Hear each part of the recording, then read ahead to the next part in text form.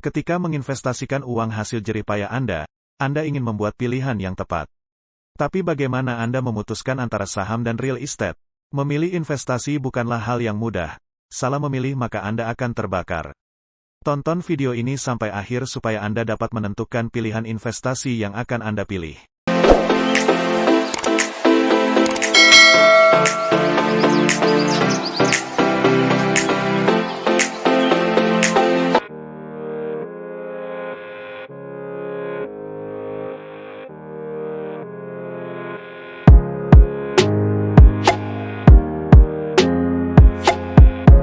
Assalamualaikum warahmatullahi wabarakatuh.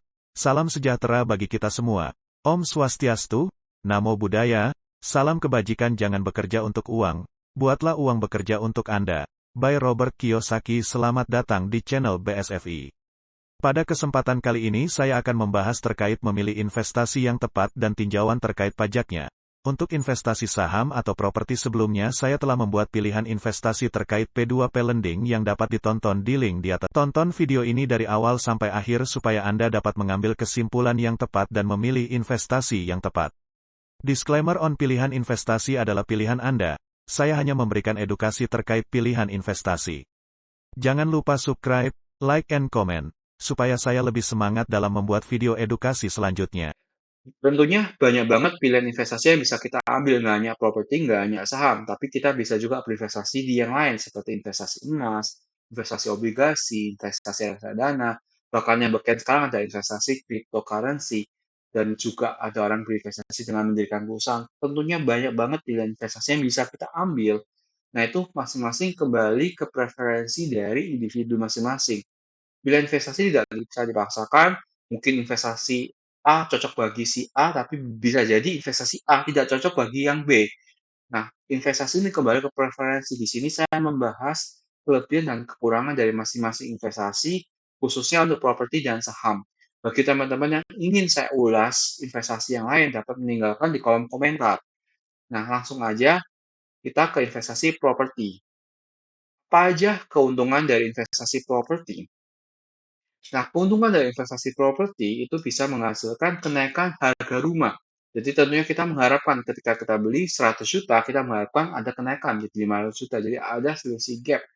Di situ ada keuntungan. Nah, kemudian properti juga bisa bersifat multiguna. Jadi kita beli rumah, nggak mesti jadi tempat tinggal.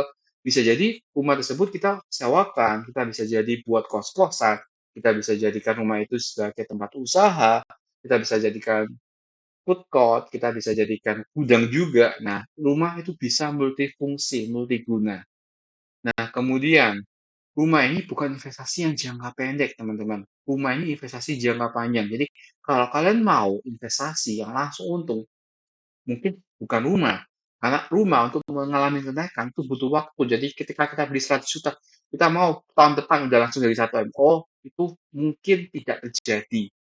Jadi investasi rumah itu jangkanya sangat panjang ya, kecuali beberapa kondisi tertentu yang mengakibatkan harga rumah bisa naik berkali-kali lipat seperti di alam sutra. Jadi harga itu naik banget. Tapi ya nggak dalam waktu 1 bulan, 2 bulan, tapi butuh waktu. Jadi rumah itu ada investasi yang jangka panjang. Nah, kemudian rumah ini juga bisa jadi pendapatan pasif ketika kita menyewakannya, ketika kita menggunakannya untuk usaha. Jadi kita sewakan, dapat kos-kosan. Jadi ini bisa sebagai pendapatan pasif. Nah, kemudian untuk rumah, ini tingkat resikonya rendah. Jadi resiko dari investasi rumah itu rendah. Karena apa? Kemungkinan harga rumah itu akan naik. Kenapa? Karena ada kebutuhan akan rumah yang makin lama makin tinggi. Jadi investasi di rumah itu resikonya cukup rendah. Oke, terkait investasi rumah, itu juga kebal terhadap dampak inflasi. Jadi ketika terjadi inflasi, harga barang naik, orang tentu akan cari barang substitusi. Oke, kita nggak makan nasi, kita makan kentang.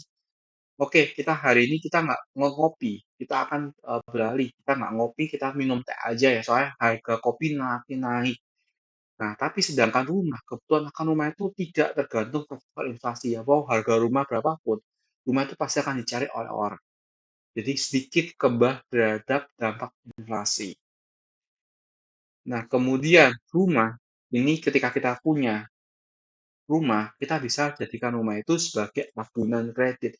Jadi misalnya kita lagi nggak punya uang, kita lagi butuh modal untuk usaha, nah kita bisa menjaminkan rumah yang kita punya. Dengan punya rumah, kita bisa dapatkan kredit dengan tingkat suku bunga yang rendah.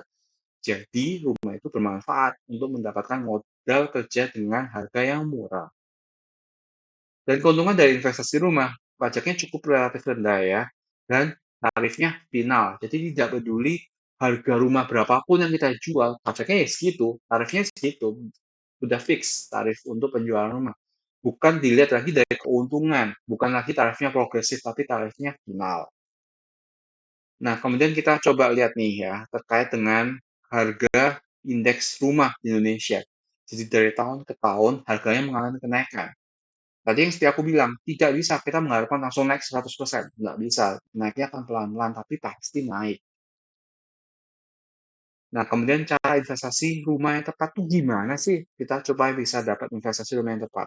Yang pertama yang pasti kita harus pilih rumah dulu tuh yang harus strategis. Nah, kemudian kita harus beli rumah dari pengembang yang terpercaya. Jadi seringkali kita membeli rumah itu mencari lokasi strategis itu belum dibangun ya rumahnya. Nah, tentunya kita supaya aman, kita harus memilih pengembang yang terpercaya. Jangan kita memilih pengembang yang nanti kita udah uangnya masuk, tiba-tiba kawasannya tidak jadi dibangun, jadi kita mengalami kerugian. Nah, kemudian kita beli rumah itu juga harus sesuaikan dengan budget. Jadi kalau misalnya kita punya budgetnya, gaji kita cuma bisa bayar 6 juta, jangan kita paksakan harus beli rumah dengan harus cicil itu 7 juta. Nah, kita lebih besar pasar dong daripada tiang. Nah, oleh karena itu kita harus sesuaikan dengan budget kita. Misalnya kita punya gaji, misalnya kita punya gaji 10 juta, ya kita beli rumahnya itu jangan 10 juta, kita sesuaikan. Oke, kita punya gaji 10 juta, nah idealnya kita beli rumah itu dengan 30% dari penghasilannya kita. Jadi idealnya yaitu beli rumah dengan cicilan ya sekitar 3 juta sampai 5 juta ya. Nah, kita sesuaikan dengan budget kita. Nah, kemudian, empat, kita harus mempertimbangkan kawasan yang terpadu. Jadi kalau bisa kita beli ke developer yang memang udah mingin. Yang keempat, kita harus membeli rumah di kawasan. Yang keempat, kita harus membeli rumah di kawasan yang terpadu. Jadi kalau bisa, kita beli dan pilih rumah itu di developer yang memang mendirikan kawasan yang memang udah all in ada di sana. Jadi ada rumah sakitnya, ada sekolahnya, ada mallnya. Jadi kawasan itu udah ada semua lah di situ. Jadi dengan ada semua di situ, peningkatan harga rumah akan lebih cepat. Nah, kemudian yang terakhir, salah satu yang terakhir itu pilih rumah yang fasilitas umumnya lengkap. Jadi orang itu kalau misalnya fasilitas umum lengkap, misalnya dekat dengan busway, dekat dengan kereta api, itu lebih memudahkan orang-orang untuk dapat mengakses tempat tersebut. Nah, itu juga mempengaruhi terhadap harga rumah tersebut. Kemudian untuk mengakses, jadi itu salah satu faktor kunci dari kenaikan harga rumah. Nah, kemudian yang terakhir nggak salah penting, yaitu ada beli di kawasan yang sedang sunrise property. Jadi jangan beli di kawasan yang udah mahal ya. Kalau kawasan yang udah mahal, harga udah tinggi. Kenaikan tuh juga akan lebih perlahan lagi.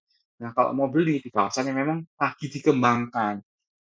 Jadi daerah mana aja sih yang sedang dibangun, sedang sunrise property? Yang pertama, Karawang Barat. Daerah kedua adalah Penajam Pasar Utara. Ada yang belum tahu nggak Penajam Pasar Utara itu di mana? Oke, kalau masih ada yang belum tahu, mungkin teman-teman belum mengikuti debat pilpres ya. Ini saya bukan kampanye, jadi saya cuma menginfokan. Jadi sering banyak dibahas di debat pilpres, apakah akan dilanjutkan proses pembangunan IKN, ibu kota negara. Nah, ibu kota negara ini dibangun di kawasan Penajam Pasar Utara.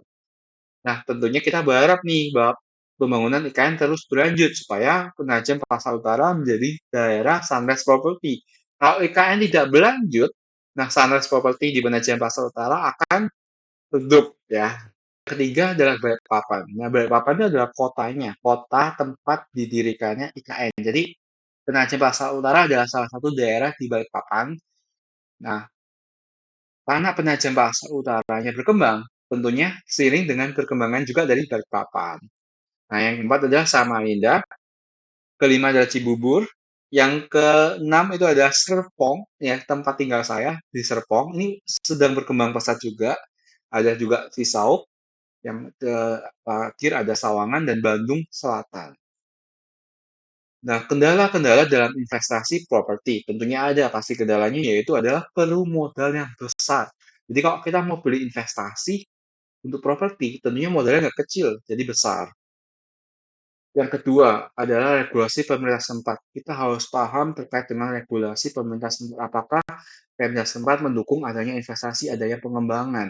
Jadi misalnya Serpong, Pemda Serpong tidak mengizinkan adanya pengembangan. Jadi udah mereka tertutup, jadi maunya kayak yang dulu aja kotanya. Jadi nggak akan ada Serpong yang seperti sekarang, Serpong yang maju. Nah, karena Pemda Serpong mengizinkan adanya investasi, swasta masuk mengembangkan, kawasannya menjadi ada Gading Serpong, ada BSD, ada Alam Sutra. Nah, makanya kawasan Serpong menjadi kawasan sunrise. Jadi kita harus paham nih, apakah Pemda setempat mendukung. Jadi kalau misalnya kita lihat di Balikpapan, Pemda setempatnya juga mendukung nih adanya investasi. Nah, yang ketiga adanya kendala yaitu terkait dengan resiko bencana alam dan kerusuhan. Nah, kenapa kok menjadi kendala? Ya kita tahu lah kalau misalnya investasi properti itu barangnya tetap fixed aset, tidak bergerak. Jadi kalau misalnya ada bencana alam dan kerusuhan, tentunya akan terjadi kerugian bagi kita. Nah, salah satu cara untuk mengatasi yaitu kita mengasuransikan rumah tersebut. Kemudian dari sisi pajaknya bagaimana terkait dengan investasi rumah? Terkait dengan investasi rumah, pajaknya kita dikenakan dua kali. Yaitu pertama, ketika kita membeli rumah, jadi kita kena BPHTB, kenanya 5%, dan kita misalnya membeli dari developer, kita juga kena PPN, kita kena 11%. Nah, kalau kita menjual, tarifnya final 2,5%. Kalau kita jual ya tarifnya 2,5%. Tapi kalau kita menyewakan, tarifnya final 10%. Udah nggak dihitung-hitung lagi, nggak, udah itu tarifnya final. Selain pajak terkait dengan penjualan dan pembelian, terkait dengan investasi rumah, kita juga harus membayar pajak tahunan, yaitu berupa pembayaran PBB. Nah, pembayaran PBB itu tarifnya juga cukup murah, hanya 0,5% kali 40% atau 20% dari NJKP. Ini tergantung dari apa? 40 atau 20 tergantung dari harga rumah kamu. Kalau harganya di bawah 1 miliar, pengalinya adalah 20%, tapi kok di atas 1 miliar, pengalinya adalah 40%. Setelah kita membahas dan mengulas terkait dengan investasi properti, tentunya kita menjadi lebih paham terkait dengan keuntungan dan kerugian dari investasi properti. Selanjutnya kita membahas dan mengulas investasi saham. Kita dapat keuntungan dari mana sih investasi saham itu? Kita dapat keuntungan dari capital gain, sama seperti rumah. Kita dapat keuntungan dari kenaikan harga saham. Kalau rumah, kenaikan harga rumah. Nah, kemudian kedua, kita bisa juga dapat uang dari dividen saham. Nah, bagi investor jangka panjang yang membeli saham dan kemudian mempertahankan saham tersebut dalam periode waktu yang lama, dalam periode waktu 5 tahun, 10 tahun, tentunya akan menerima dividen berkala sesuai dengan siklus pembagian dividen dari masing-masing perusahaan. Ada perusahaan yang membagikan dividen setahun sekali, ada perusahaan yang membagikan dividen setahun 2 kali atau 3 kali, seperti ITMG. Dibagi setahun itu bisa 2 kali, 3 kali. Nah, kalau misalnya kita investor jangka panjang, tentunya dividen saham ini bisa menjadi penghasilan yang passive income. Tetapi bagi orang-orang atau tipikal investor yang mengejar pembagian dividen aja, atau kita kenal istilah dengan dividen hunter, biasanya ini orang-orang tersebut membeli saham ketika ada informasi akan pembagian dividen. Jadi sebelum pembagian dividen itu orang tersebut akan beli. Dan setelah dividen dibagikan, orang tersebut akan menjual saham tersebut. Nah, ini tipikal investor yang dividen hunter ya.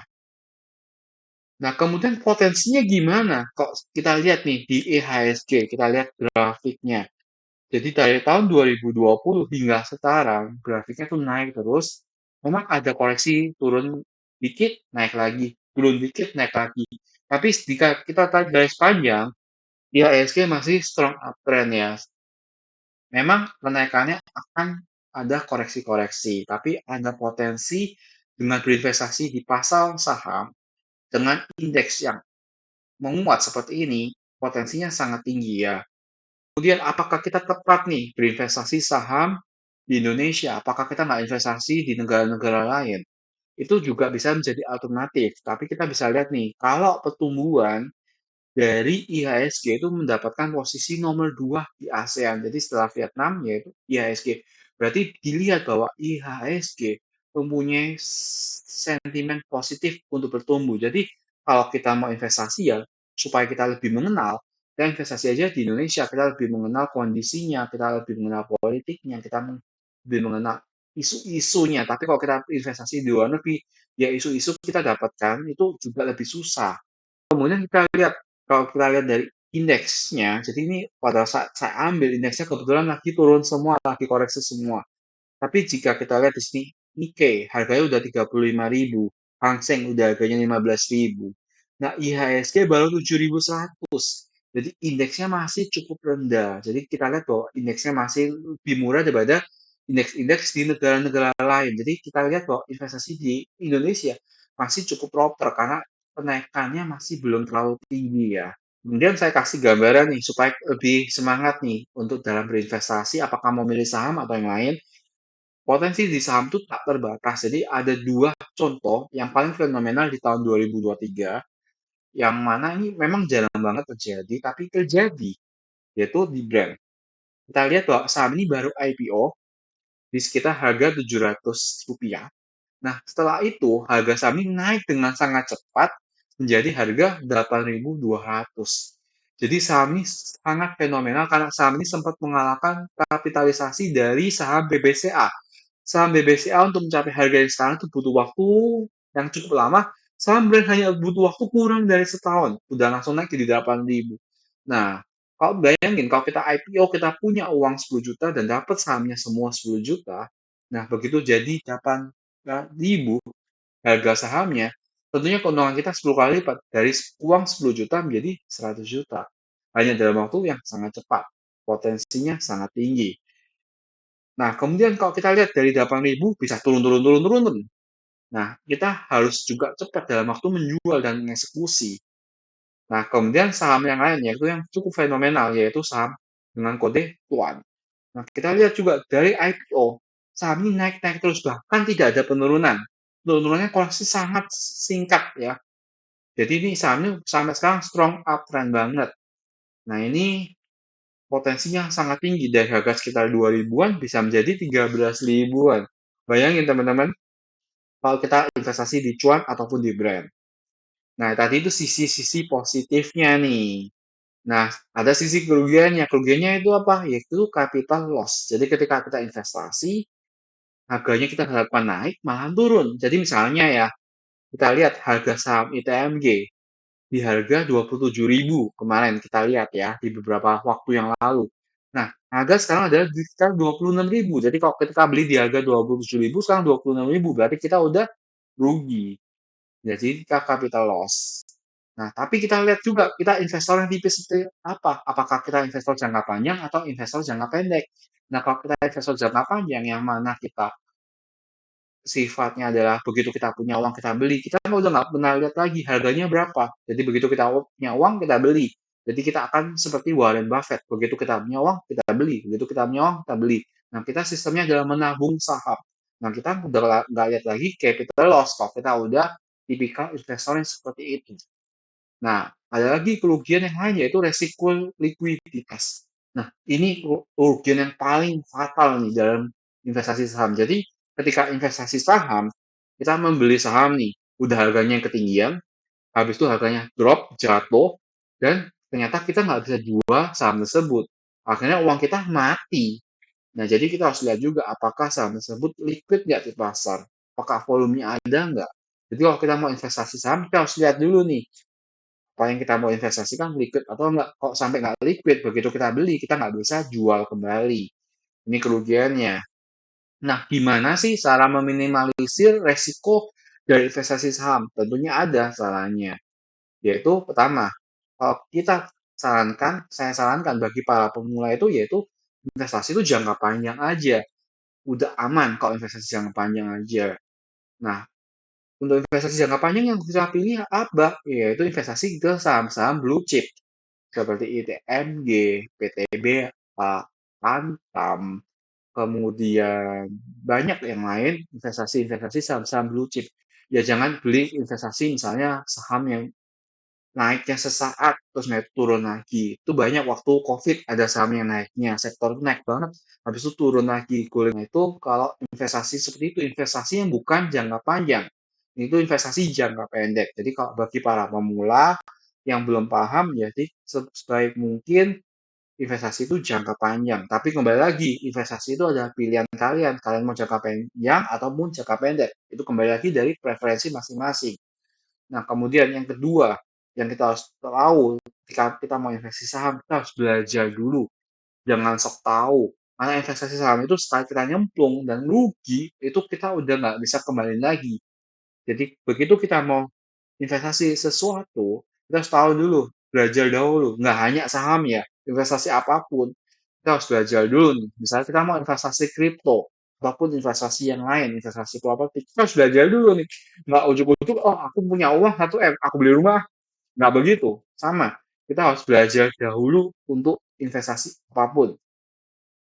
Nah, itu yang ketiga, jangan FOMO. Pasti FOMO itu hasrat untuk membeli yang tinggi ketika harga rally naik terus-menerus. Jadi itu FOMO, hasrat mau membeli. Nah, FOMO terjadi ketika kapan? Bisa aja terjadi ketika saham ini, eh, yang saya ambil contoh yang udah turun aja ya. Jadi saya ambil contoh brand. Jadi kita pada waktu ini kan naik-naik terus ya. Jadi dari harga 700 naik-naik terus ke harga 8.000. Nah, kita kadang FOMO ya. Kadang kita beli di pucuk, beli di 8.000. Akhirnya begitu turun kita gigit jari. Nah, itu kita jangan terlalu FOMO. Kalau kita udah lihat harganya tinggi, kalau kita mau membeli ya oke, jangan over belinya, jangan FOMO. Bila misalnya kekayaan kalian adalah 500 juta. Ya jangan diberikan semua 500 juta di saham brand. Jadi kayak kalian belilah 100 juta atau beli 50 juta. Seperti itu. Jadi kalian jangan FOMO beli di pucuk. Supaya kalau misalnya terjadi kerugian tidak terlalu tinggi.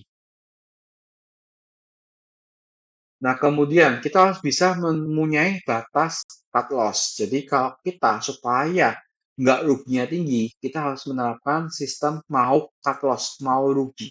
Kenapa? Kalau kita nggak cut loss, kita juga nggak tahu bakal turunnya sedalam apa. Jadi contoh lah, misalnya tadi brand, kita beli di harga 8.100. Nah, begitu turun lagi, akhirnya harga turun jadi 3.900. Kita tahu nggak bakal turun lagi terus ke bawah nggak? Kita nggak tahu nih bakal turun lagi ke bawah atau naik. Nah, tapi kalau kita udah punya insting bahwa oke, saham brand ini cukup kuat, orangnya foundernya cukup kuat dan orangnya juga bertanggung jawab foldernya. Jadi kita lihat itu, fundamental perusahaannya juga bagus. Kalau kita udah ngeliat itu, jadi kita udah punya ilmunya, kita bisa tahu kapan kita harus cut loss dan kapan kita harus beli lagi. Jadi kita bisa aja ketika beli di atas 8.100, bisa aja kita nggak jual. Kenapa? Karena begitu harga turun, itu adalah kesempatan kita untuk menambah dengan harga yang lebih murah. Anggapannya diskon. Jadi bukan anggap kerugian. Jadi kita harus punya mindset yang benar dalam investasi saham. Kita harus punya ilmunya dulu nih. Jadi ketika harga kita beli di harga tinggi, jangan ketika harga turun itu kita anggap rugi. Jadi bisa jadi ketika harga turun, kita anggap itu diskon bagi kita. Bayangin ya, kalau misalnya kita punya di harga 8.100, kita udah beli nih 10 juta. Nah, begitu harga turun, kita nggak jual nih, kita nggak jual. Nah, begitu harga 3.900, nah kita beli nih 50 juta, kita average down banyak 50 juta. Nah, sekarang harganya naik lagi ke harga 6.500, naik lagi ke harga 5.000. Nah, kita cuan lagi kan. Nah, kita harus paham dulu ilmunya. Makanya tadi salah terpenting adalah kita harus paham dulu ilmunya. Dan kedua, kita harus punya batas cut loss. Oke, yang nggak kalah penting nih saat kita udah punya ilmu, kita udah punya batas cut loss, nah kita juga punya grup community dan kita juga punya mentor yang benar. Jadi banyak banget influencer-influencer, banyak banget mentor-mentor saham. Saya nggak akan mengulas satu persatu ya, karena saya nggak di endorse, tapi saya menceritakan suatu mentor yang menurut saya itu bagus karena saya ikut di tempat ini. Jadi mentor ini tidak pernah menjerumuskan membernya. Jadi mentor ini benar-benar memberikan edukasi kepada membernya. Jadi banyak banget edukasi yang diberikan. Jadi kapan kita harus beli, strateginya diinformasikan oleh mentor ini. Mentor ini bukan tipikal yang akan mencelakakan membernya. Jadi mentor ini ketika dia menginformasikan bukan tujuan untuk menaikkan harga dan dia jual di harga tinggi. Jadi dia bukan memancing member-member untuk beli supaya dia bisa jual. Dan carilah mentor saham yang benar, bukan mentor yang bertujuan dia mempromosikan suatu saham dengan tujuan supaya dia bisa jual ketika orang-orang membernya beli. Jadi jangan cari mentor yang seperti itu, cari mentor yang benar. Jadi kalau dia memang info, itu tujuannya untuk naik-naik bareng, untuk cuan bareng. Nah, kalau saya udah ngalamin, kita cuan bareng, rugi bareng. Jadi bukan dia untung, kita rugi. Bukan. Jadi mentor ini cukup bagus, yaitu Silent Trader Academy. Owner dari Silent Trader Academy ini punya jiwa untuk mengajar, punya jiwa untuk mengedukasi membernya. Dan dia tidak pernah mencelakakan membernya. Jadi kalau kita cuan, ya cuan bareng. Kalau kita rugi, ya rugi bareng. Bukan dia cuan, kita rugi. Enggak. Jadi owner dari Silent Trader Academy ini cuan bareng, rugi bareng. Jadi bukan berarti kita punya mentor nggak bisa rugi ya. Bukan berarti seperti itu. Jadi mentor pun juga manusia. Jadi mentor ini dengan ilmunya dia akan lebih meminimalisir resiko dibandingkan kita jalan sendiri. Jadi ini cara meminimalisir resiko untuk investasi saham. Nah, kemudian aplikasi-aplikasi untuk investasi saham itu apa? Modalnya berapa sih? Besar nggak sih? Nah, banyak banget sekarang investasi saham ini aplikasinya, vendor-vendornya banyak banget. Jadi ada Stockbit, ada RTI, ada iPod, ada MOS, ada BCA, ada Motion, ada juga Ajaib. Nah, untuk Stockbit ini nggak ada minimum deposit ya. Jadi, kamu punya uang 100.000, kalian udah bisa investasi saham. Jadi, nggak ada minimal untuk pembelian saham di Stockbit karena depositnya nggak ada minimumnya. Nah, sedangkan di beberapa tempat yang lain ya ada investasi, ada minimumnya. Seperti di MOS minimum 2 juta, di BCA Security minimum 3 juta, di Motion Trade minimum 100.000. Jadi banyak alternatif-alternatif aplikasi investasi saham yang ramah buat para pemula. Nah, kemudian tarif pajaknya berapa sih? Tarif pajaknya itu kecil banget, sangat kecil. Dan tarifnya adalah final, 0,1 final. Jadi nggak peduli kita untung berapa atau rugi berapa, tarifnya 0,1%. Hal ini lebih murah daripada pajak dari usaha UMKM. UMKM pajaknya 0,5%, sama prinsipnya. Nggak peduli lu untung atau rugi, yang penting uang lu masuk berapa, pajaknya 0,5%, sama seperti saham. Nggak peduli lu untung atau rugi, nggak peduli untung lu berapa, kita jual berapa, udah langsung dipajaki 0,1% dan tarifnya final. Udah nggak dihitung-hitung lagi, nggak dilihat lagi. Oh, tadi kita brand, untungnya tinggi banget 100 juta. Nggak dilihat lagi, oh, mau untung 100 juta, mau untung 1M, udah nggak dilihat lagi. Pokoknya tarifnya 0,1% dengan tarif final. Supaya lebih jelas lagi, maka di akhir video ini saya akan membuat summary perbandingan investasi yang ada. Saya akan membuat perbandingan 3 investasi properti, saham, dan P2P. Dari segi resiko, properti itu medium. Kalau dari segi saham, resikonya high, sangat high. Nah, kemudian P2P resikonya adalah low. Ini ada notes-nya ya, low-nya itu asalkan kamu memilih investasi P2P di tempat yang memberikan jaminan perlindungan investor. Jadi ada dana proteksi. Contohnya yang ada yaitu CoinWorks. Bagi teman-teman yang mau investasi P2P dengan dana proteksi hingga 100%, bisa pilih P2P di CoinWorks. Nah, bagi teman-teman yang mau investasi CoinWorks bisa gunakan kode referral saya akan dapat bonus 150.000 koin yang dapat Anda gunakan untuk penempatan P2P lending. Nah, kemudian segi pajaknya gimana? Segi pajaknya properti. Tarifnya 10% dan 2,5% ketika kita jual. Nah, pada waktu beli kita bayar 5%. Jadi kalau misalnya kita langsung mau jual dan mau beli, tarif pajaknya kita harus bayar 7,5%. Oh, cukup tinggi ya. Tapi ini lebih rendah daripada pajak badan ya. Kok pajak badan tuh sampai 20%. Jadi ini masih relatif di tengah-tengah ya, intermediate ya. Nah, kemudian kalau saham, wah, rate-nya rendah. Pajaknya rendah, 0,1% saat kita jual. Nah, kalau kita terima dividen nih, tarifnya 10%. Nah, kalau P2P, tarifnya berapa? Ya, tarifnya 15% dipotong P2P. Nah, tapi ketika di akhir tahun, dihitung kembali, karena ini bukan final, jadi perlu dihitung kembali nih. Dengan penghasilan kamu yang lain ditambah dengan penghasilan P2P, apakah ada kurang bayar atau lebih bayar? Jadi ini perlu dihitung kembali. Jadi kalau misalnya kalian udah punya profil yang tinggi, jadi punya income yang tinggi, mencapai batas yang tinggi, jadi ikut tarif progresif dengan tarif tertinggi kalian nanti P2P-nya. Nah, kemudian untuk modal properti itu tinggi. Nah, kalau di saham tuh moderate ya, di P2P juga moderate, ini tergantung kalian.